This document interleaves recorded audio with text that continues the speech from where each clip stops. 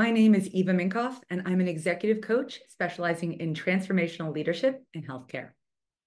I know residency can feel like a constant whirlwind, insanely long hours, high stakes situations, and that pressure to always perform at your best.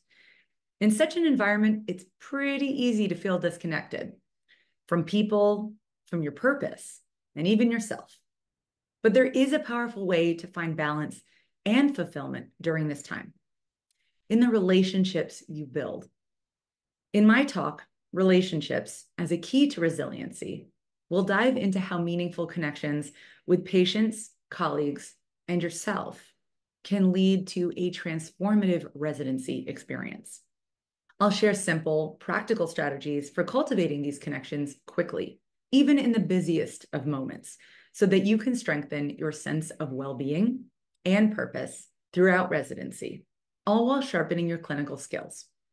If you're looking to make these years not only less stressful, but more meaningful, this hour could be a game changer for you.